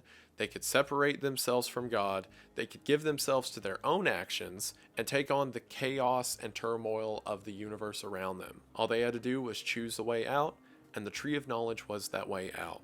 Without the tree of knowledge, free will doesn't exist. With that, the Son of God, which is again an extension of God, steps down to earth. The Son, referred to for the rest of the story as God, walks through the garden calling for Adam and Eve. Initially, the two are hiding from God, not wanting to face the consequences. Finally, after God yells for long enough, Adam and Eve step out. God asks why they hid, and Adam said that he was embarrassed because he felt naked. Again, a symptom of sin itself. So, God looks at Adam and says, "Did you eat the fruit?" And Adam says what he should absolutely not say. He says, "Well, I only ate the fruit because Eve ate it first, and Eve brought the fruit to me.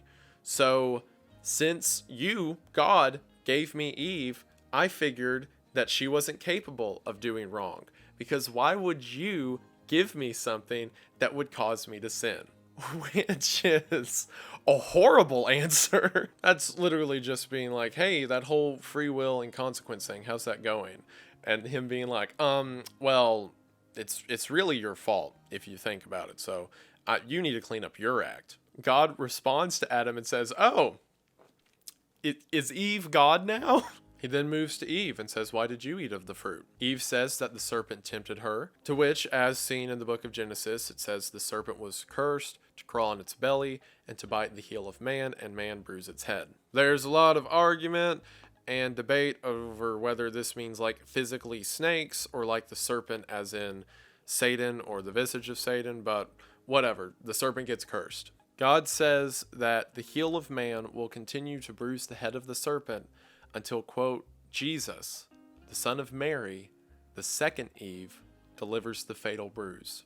Which, what a beautiful way to think about Mary, right? As the second Eve, humanity's second attempt at perfection. So if you know the book of Genesis, you pretty much know what happens next. Their punishment is Eve will have to endure the pains of childbirth, as will the mothers that come after her. Adam is that he can no longer simply just pick up food and eat it. He must work and toil for food, and he will encounter things like thorns and brambles, and it won't be as easy. And of course, death will eventually face them. However, while for Adam and Eve this is a horrifying thought, in actuality, it is a form of deliverance. See, whenever God and the Son of God were having the conversation in heaven in the scene prior, God points out that they are now creatures that have been cursed with sin, and because of that, there will always be selfish desires and hate. So because through an action they gave themselves to sin, God offers them an out.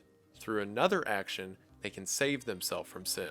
At the time of Adam and Eve, that was through the following of the new law that God would set up for them and the sacrifice. To represent that sacrifice, sheep are then killed in the garden, the first deaths, as sheepskin is draped over their body as actual clothing. To maintain free will and the importance of humanity, as humanity committed an act of selfishness in order to give themselves to the devil, they must commit another act of selfishness, a sacrifice, in order to remove that grief of sin in order to be acceptable to re-enter heaven. In that way, death is not as much a punishment as it is a readmittance into the family of God.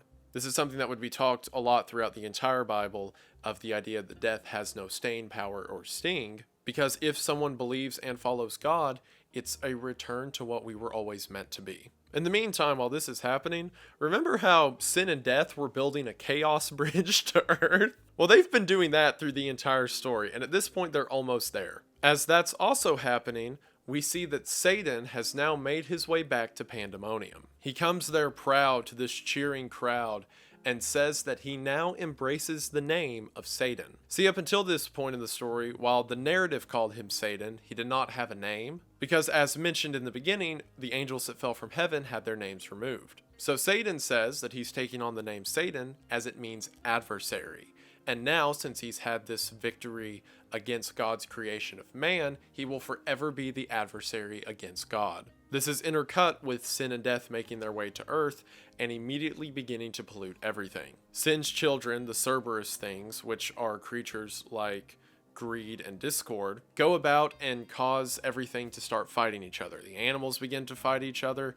There begins to be turmoil in the clouds and the weather. Death begins to kill off trees and animals one by one. And sin says that eventually death should kill humanity after she's corrupted them. Again, the consequences of allowing sin and free will of anything to enter into earth. As Satan's giving his speech back in Pandemonium, he says that they have won this war and that now the time to strike at earth and heaven has come. And as soon as he says this, himself, as well as all of the other fallen angels in Pandemonium, turn into snakes.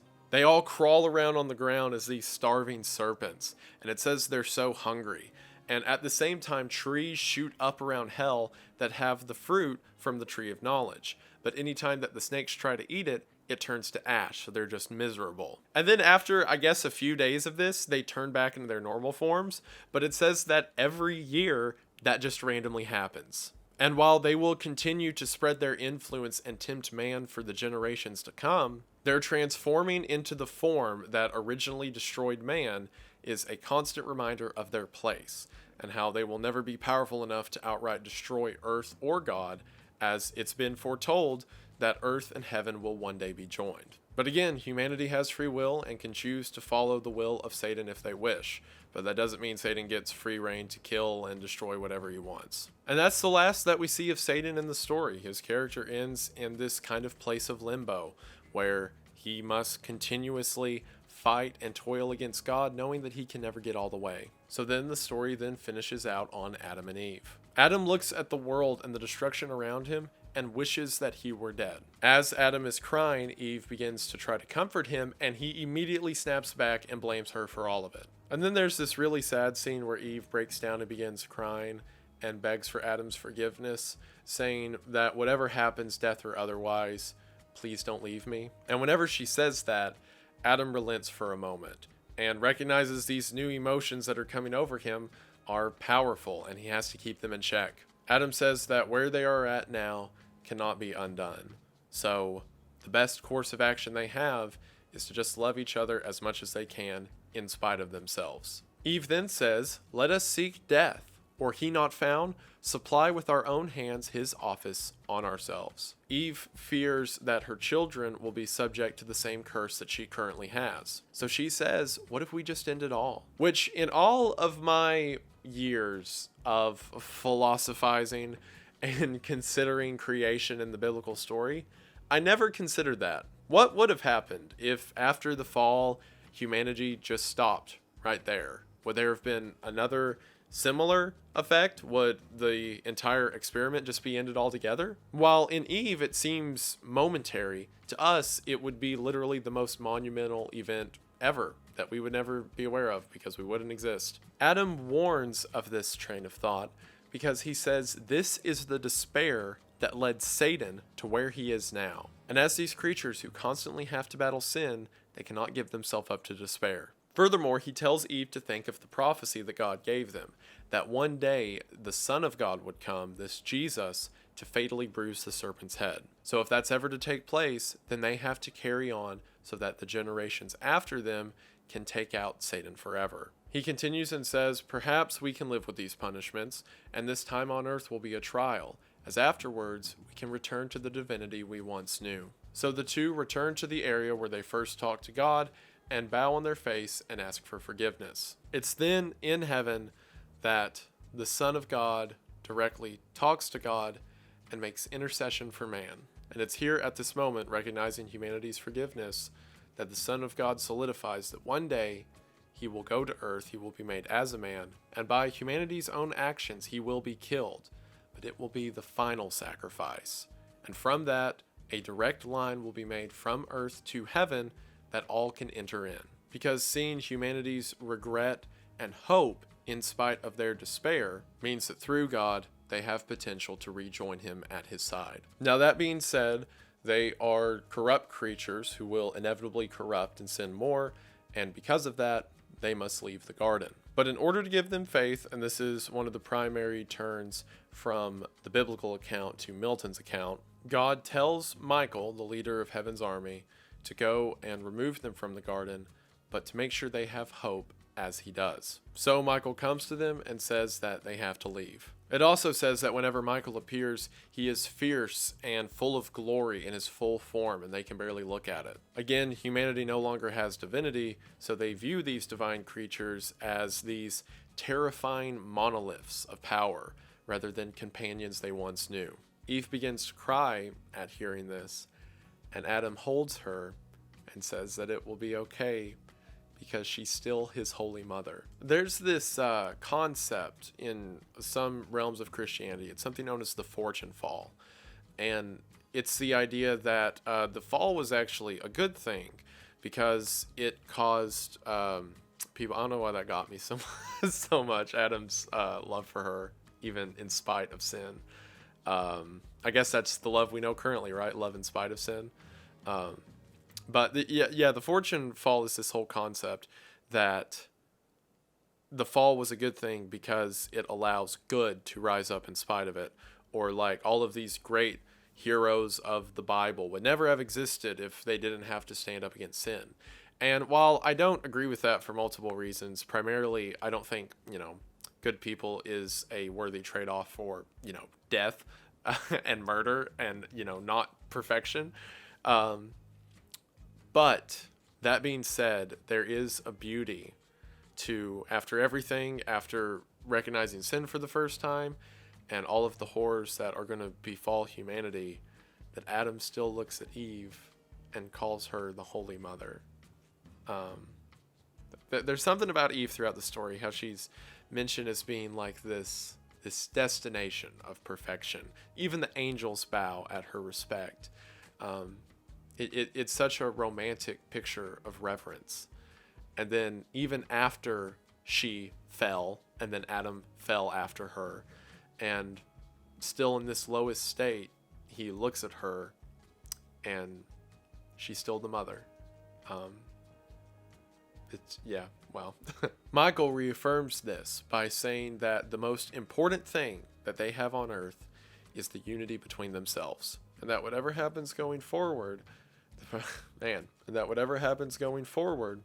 God's promise to them is that they were made to complete each other, and that promise will never be broken. Adam begins to break down, realizing that he'll never be able to speak to God again, but Michael corrects him and says that he can speak to God anywhere, not just Eden, the first concept of things like prayer and devotion. Michael says that he wants to show Adam something, and he waves his hand over Eve, and she falls into a peaceful sleep. He then takes Adam, and again, this is the whole part that's specific to just Milton's account. He takes Adam to a mountaintop, and from this mountaintop, he can see an entire hemisphere of the earth. And it's here that Michael gives Adam a run-through of all of humanity. Adam, as the father to mankind, has the privilege or misfortune, depending on how you look at it, of seeing everything that he will begot. Adam remarks at the size of this mountain, and Michael comments that it is very similar to a mountain that one day Jesus, the Son of God, will be led to by Satan, whenever Satan tried to tempt God and show him the kingdoms of the world that he could inherit. And that after that, he will be led to another mountaintop, and from there, sin won't matter anymore. Michael then takes water from the well of life and drops it into Adam's eyes. At first, he sees two men in a field, and they begin to fight before one of them kills the other. Michael tells him that this will be the fate of Adam's first sons, Cain and Abel. Adam is horrified by this. You have to realize he's never seen the death before, or at least the death of a human. And he asks, is this what death is? Is this going to happen to everyone? And Michael elaborates that there will be many more from the consequences of this world. fire, flood, famine, disease. He shows Adam something that can only be described as a hospital, as it is some type of structure full of people dying of different slow and agonizing means. Adam asks if there is a way to avoid any of this, and Michael says yes, through temperance, safety, and wisdom, a peaceful death can be achieved. But chaos and chance have entered the world, and good will be rewarded with bad, and bad will be rewarded with good. He affirms that death in itself is a blessing to a believer, as it allows them to return to what they were always meant to be. But enjoying a fruitful life and experiencing the gifts of God on earth is a blessing in itself as well. From there, Adam has all kind of visions. He sees these great empires start and wars begin, and he sees a man speaking up against those wars before he's carried away into heaven, this man being Enoch. He sees the entire world become evil, and one man preaching against it, before he builds a boat to escape a flood that resets the world, but then he sees the rainbow and the covenant of God's mercy.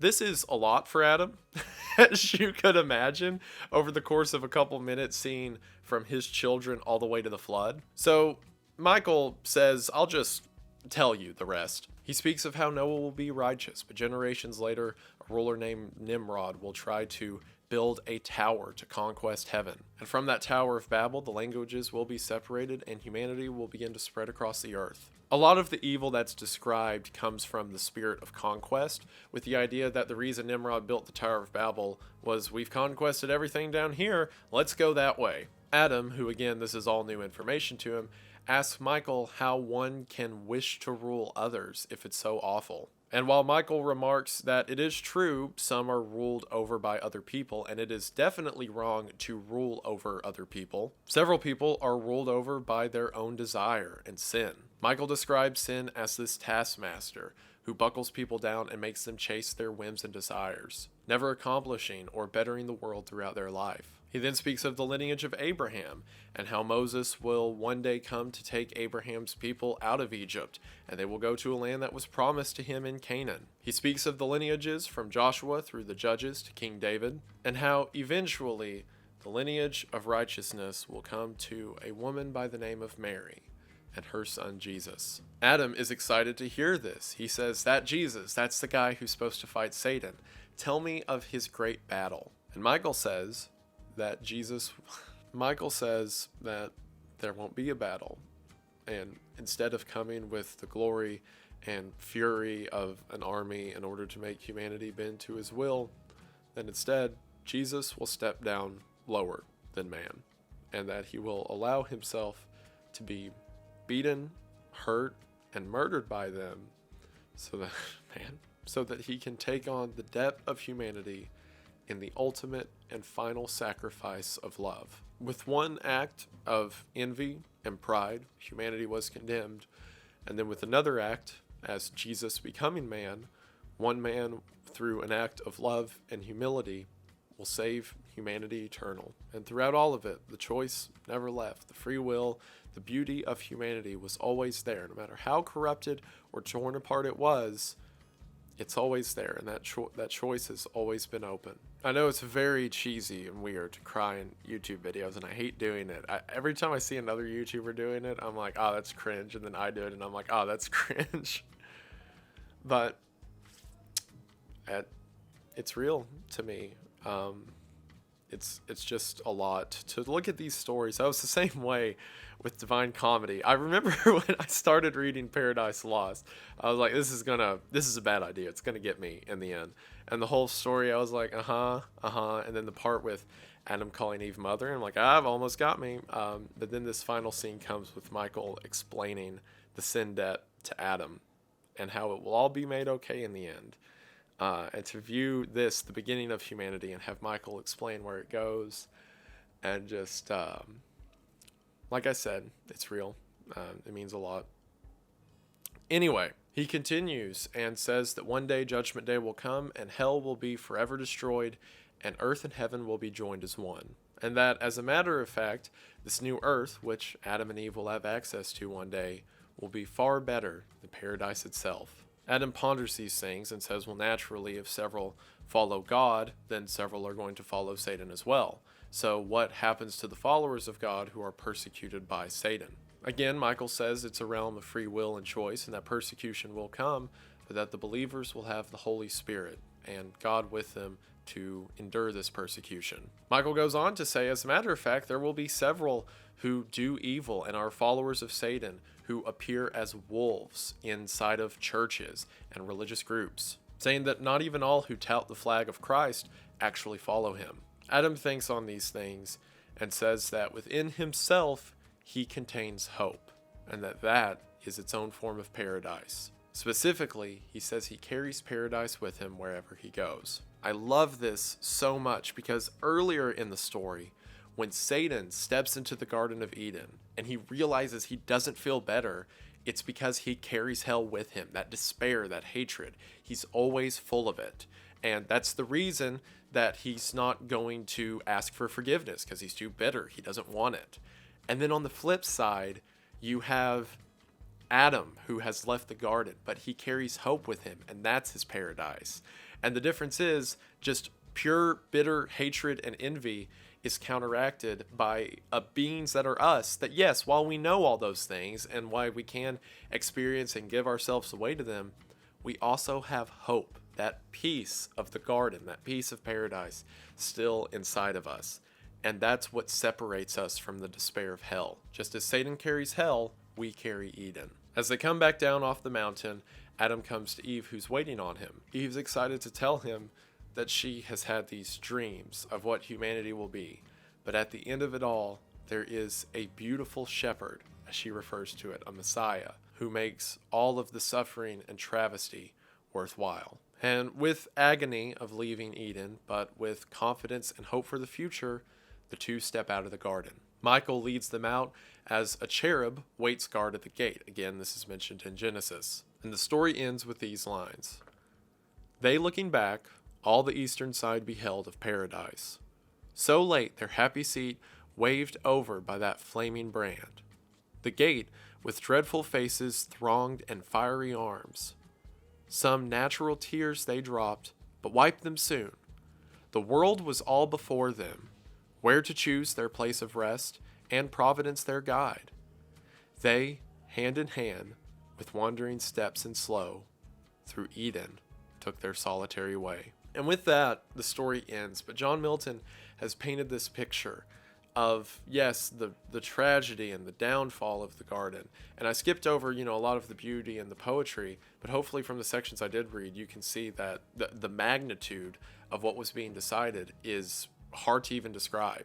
But then there, with Michael's visions to Adam, there is hope at the end of it. So the story ends in this middle area. While, yes, they have to leave the garden, and yes, they cannot know divinity without experiencing death, they carry pieces of that hope with them, and the hope that one day it will all return to a state better than the one they knew. And with those final lines, we have that unity still formed as the first man and the Holy Mother join hands and step into history. What a fascinating look at all this.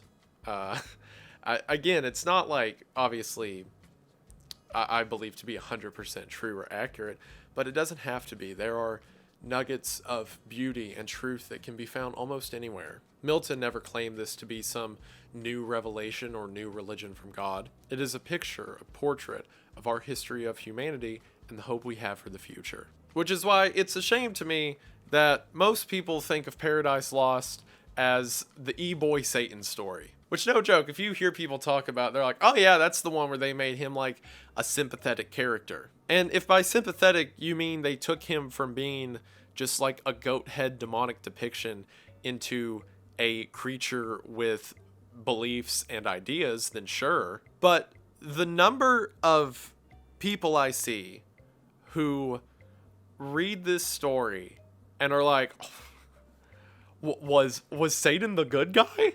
Is phenomenal. Like, if you look up any academic source about Paradise Lost, you'll find something that's like, was the devil the protagonist? Is this story a critique of heaven?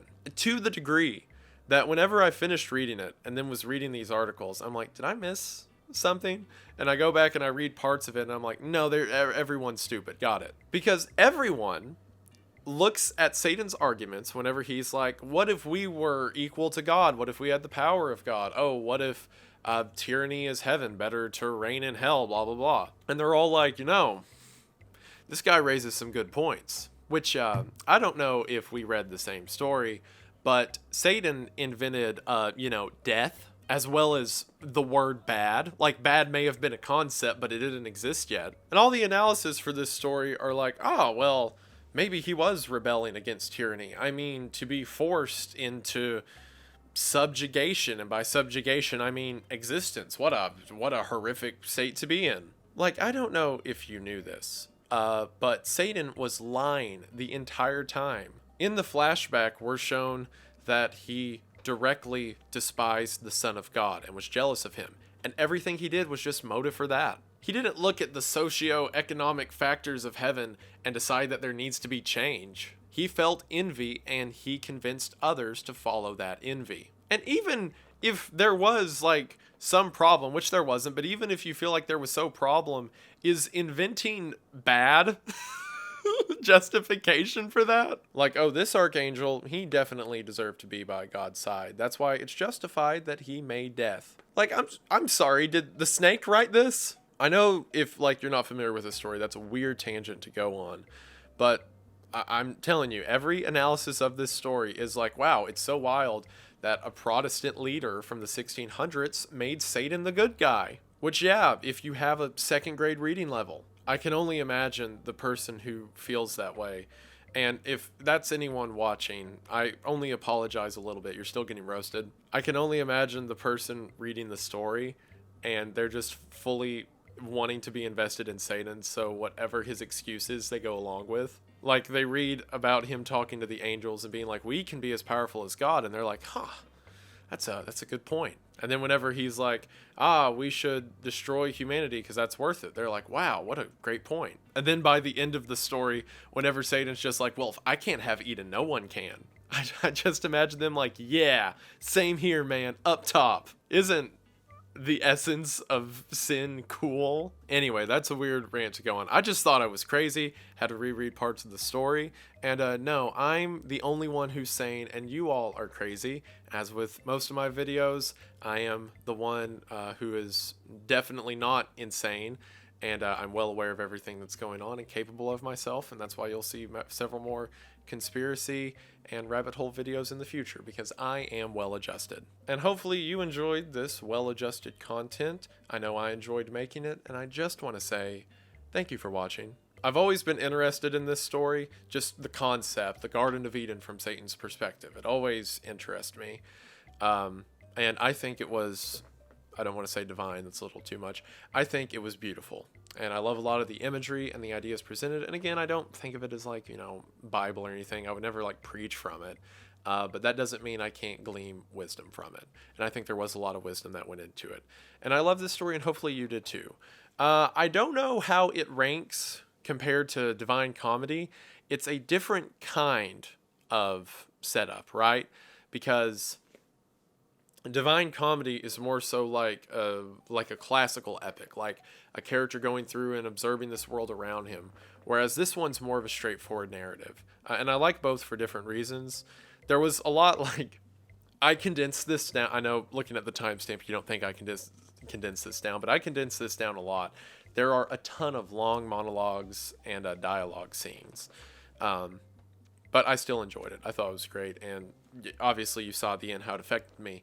I also wanted to mention that there is a sequel to Paradise Lost that was also written by John Milton called Paradise Regained, and it is about what was foreshadowed by Michael, Satan and Jesus, as Satan is trying to tempt Jesus on the mountaintop during the 40 days in the wilderness.